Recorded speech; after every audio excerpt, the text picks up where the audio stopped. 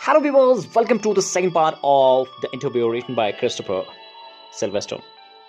In my previous video, I told you that what is interview? When did interview invent? Yes, how there are different opinions about interviews. How celebrities think about interview and how there are so many other writers and celebrities who thought that interview is like a thumbprint on their windpipe. Despite its drawbacks, it is supremely serviceable medium of communications. Almost everything of moment reaches us through one man asking questions of another. And because of this, the interviewer holds a position of unprecedented power and influence. In today's video, I'm going to explain very beautiful example of interview between Umberto Eco and Mukund. The following is an extract from an interview of Umberto Eco. The interviewer is Mukund Padmanabhan from the Hindu. Umberto Eco के साक्षात्कार से लिया गया एक उदाहरण नीचे दिया गया है. साक्षात्कारता मुकुंद पद्मनाभन हिंदू समाचार पत्र से है.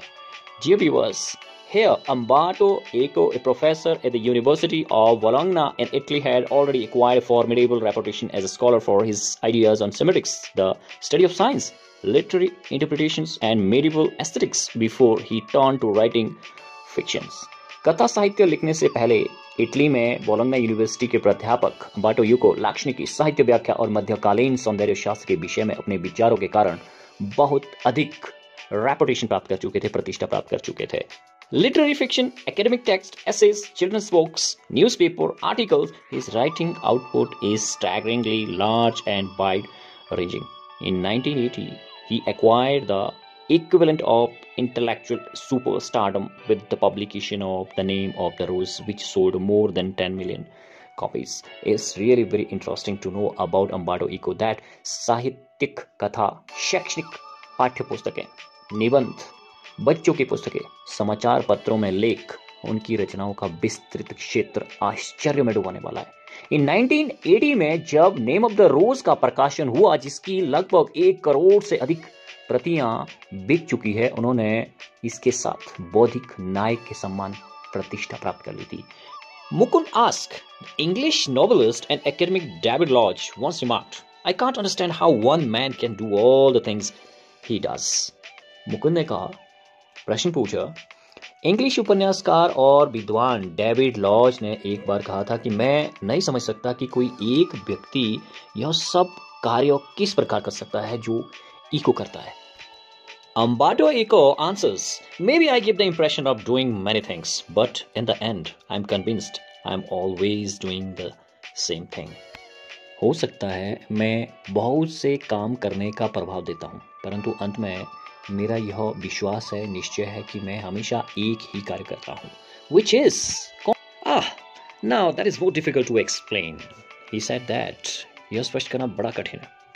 I have some philosophical interest. मेरी कुछ दार्शनिक रुचियां हैं या इंटरेस्ट है, and I pursue them through my academic work and my novels, जिन्हें मैं अपने शैक्षणिक कार्य और उपन्यासों के माध्यम से खोजता हूँ या पूरा करता हूँ. Even my works for children are about non-violence and peace. यहाँ तक कि बच्चों के लिए मेरी पुस्तकें भी अहिंसा और शांति के विषय में है. And you see the same bunch of ethical, philosophical interests. ये पुस्तकें ethical, नैतिक और दार्शनिक philosophical रुचियों का गुच्छा है. And then और फिर I have secret. मेरे पास एक secret है.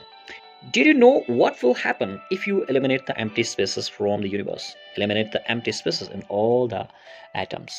He said that क्या आप जानते हो कि यदि यूनिवर्स से सारे रिक्त स्थान को हटा दे, सभी परमाणुओं से रिक्त स्थान हटा दे तो क्या होगा? This universe will be as big as my fist, right? यह ब्रह्मांड, ये universe will become as big as my fist. कि वो सिर्फ कितना बड़ा होगा कि ब्रह्मांड मेरी मुट्ठी जितना बड़ा हो जाएगा. Similarly, we have a lot of empty spaces in our life. इसी तरह से हमारे जीवन में भी बहुत सारा खाली स्थान है. I call them interstices. उसको मैं अंतराल कहता हूँ. Say you are coming over to my place. मान लीजिए आप मेरे यहाँ आ रहे हो. You are in an elevator. आप लिफ्ट में हो. And while you are coming up, कि जब आप ऊपर आ रहे हो, I am waiting for you. मैं आपका इंतजार कर रहा हूँ. I walk in empty spaces. यह एक अंतराल है, एक रिक्त स्थान है, और मैं रिक्त स्थान में या शून्य में काम करता हूँ. While waiting for your elevator to come up from the first to the third floor, I have already written an article. And he laughs. He said that कि आपकी लिफ्ट की प्रथम मंजिल से तीसरी मंजिल तक आने की प्रतीक्षा करते समय मैं पहले ही एक लेख लिख चुका हूँ. And he laughs. वो हंसता है. Mukund said, Not everyone can do that of course. कि निसंदेह हर आदमी ऐसा नहीं कर सकता. Your non-fictional writing, your scholarly work has a certain playful and personal quality about it. आपके अकल्पित लेख, आपके विद्वतापूर्ण कार्यों में विनोदशील और व्यक्तिगत गुण है. It is a marked departure from a regular academic style which is invariably depersonalized and often dry and boring. He said, यह एक नियमित विद्वतापूर्ण शैली से विशिष्ट रूप से अलग है जो पूरी तरह से व्यक्तिलोपित है और प्राय शुष्क और नीरस है. Have you consciously adopted an informal approach or is it something that just came naturally to you? क्या आपने जानबूझकर अनौपचारिक ढंग अपनाया है या यह स्वाभाविक रूप से आपके हाथ लगी है? Umberto Eco said that when I presented my first doctoral dissertation in Italy, one of the professors said scholars learn a lot of a certain subject. Then they make a lot of false hypotheses. Then they correct them and at the end they put the conclusions. Umberto Eco कहते हैं कि जब मैंने doctor की उपाधि के लिए Italy में अपना पहला शोध निबंध पेश किया तो एक प्रोफेसर ने कहा कि विद्वान लोग किसी विषय का बहुत कुछ सीखते हैं. इसके पश्चात वे बहुत सी झूठी फॉल्स अनुमान लगाते हैं, हाइपोथेसिस या परिकल्पना करते हैं, फिर वे उनका शोधन करते हैं और अंत में वे निष्कर्ष पर पहुंचते हैं. You on the contrary told the story of your research even including your trials and errors. इसके विपरीत आपने अपने शोध की कहानी बताई, अपनी परीक्षण प्रणाली भी साथ में सम्मिलित की. At the same time, he recognized I was right and went on to publish my dissertation as a book, which meant he appreciated it. उसी समय उसने पहचान लिया कि मैं ठीक था और मेरा शोध निबंध छपवा दिया एक पुस्तक के रूप में जिसका अर्थ था उसने इसकी प्रशंसा की थी. Right here at that point, at the age of 22, I understood scholarly books should be written the way I had done by telling the story of the research. उस समय 22 इयर्स की आयु में एज में मैं समझ गया कि विद्वतापूर्ण पुस्तकें इस प्रकार लिखनी चाहिए जैसे मैंने लिखा था अपने शोध की कहानी बताकर. This is why my essays always have a narrative aspect. कि यही कारण है कि मेरे निबंधों में हमेशा विवरणात्मक दृष्टिकोण होता है. And this is why probably I started writing narratives और novels so late at the age of 50 more or less. और इसी कारण मैंने इतनी देर बाद उपन्यास लिखने शुरू कर दिए, लगभग 50 वर्ष की आयु में. I remember that my dear friend Ronald Barthes was always frustrated that he was an essayist and not a novelist. मुझे याद है कि मेरा प्रिय मित्र रोनाल्ड बार्थ्स इस कारण हमेशा निराश रहता था कि वो एक निबंधकार है, उपन्यासकार नहीं. He wanted to do creative writing one day or another, but he died before he could do so. वह किसी न किसी दिन कोई रचनात्मक कृति लिखना चाहता था, परंतु ऐसा करने से पहले ही उसकी मृत्यु हो गई. I never felt this kind of frustration. कि इस तरह की frustration या निराशा मुझे कभी महसूस नहीं हुई. I started writing novels by accident. Accidentally मैंने novel writing शुरू की थी. I had nothing to do one day. एक दिन मेरे पास कुछ भी काम करने के लिए नहीं था. सो आई स्टार्टेड, इसलिए मैंने उपन्यास लिखना शुरू कर दिया. Novels probably satisfied my taste for narration. संभवतः उपन्यासों ने मेरी विवरणात्मक रुचि को संतोष कर दिया. Mukund asked the questions. Talking about novels, from being a famous academic, you went on to becoming spectacularly famous after the publication of The Name of the Rose. उपन्यासों के विषय में बात करते करते आप एक प्रसिद्ध विद्वान से द नेम ऑफ द रोज के छपने के बाद आश्चर्यजनक ढंग से प्रसिद्ध हो गए. You have written 5 novels against many more scholarly works of non fiction, at least more than 20 of them. आपने बहुत सी, कम से कम 20 से अधिक विद्वतापूर्ण रचनाओं की तुलना में 5 उपन्यास लिखे हैं. Umberto Eco said that Mukund said that over 40, Among them is seminal piece of work on semiotics. But ask most people about Umberto Eco. They will say, oh, he is a novelist. Does that bother you? Mukund कहता है कि 40 से अधिक, हाँ 40 से अधिक उनमें लक्षण विज्ञान पर एक बहुत ही महत्वपूर्ण कृति सम्मिलित है। परंतु यदि आप अम्बार्टो एको के विषय में ज्यादातर लोगों से पूछोगे तो वो कहेगी कि ओह वो तो एक उपन्यासकार है, क्या उससे आपको कष्ट होता है?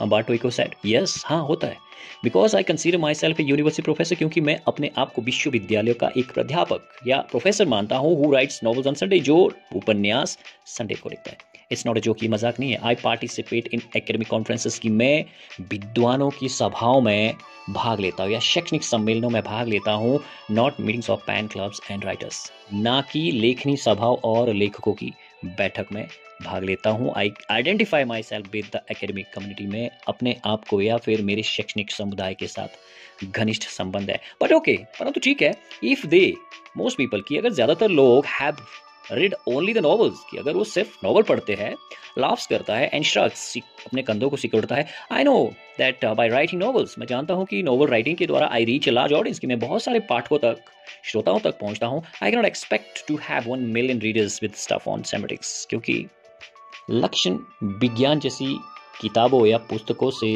मैं 1 लाख से अधिक पाठकों की आशा नहीं कर सकता। Mukund again here, which brings me to my next questions, कि अब मैं अगले प्रश्न पर पहुंचता हूँ। The name of the rose is a very serious novel. Name of the rose एक बहुत गंभीर उपन्यास है। It's a detective on at one level, but it also delves into metaphysics, theology and medieval history. यह एक जासूसी किस्सा है एक सत्र पर, परंतु यह तत्व में मानसा, धर्म विज्ञान और मध्यकालीन इतिहास में खोज भी है। Yet, फिर भी, it enjoyed a huge mass audience. Were you puzzled at all by this? फिर भी इसके पाठकों का जनसमूह है, क्या आप इससे परेशान हुए?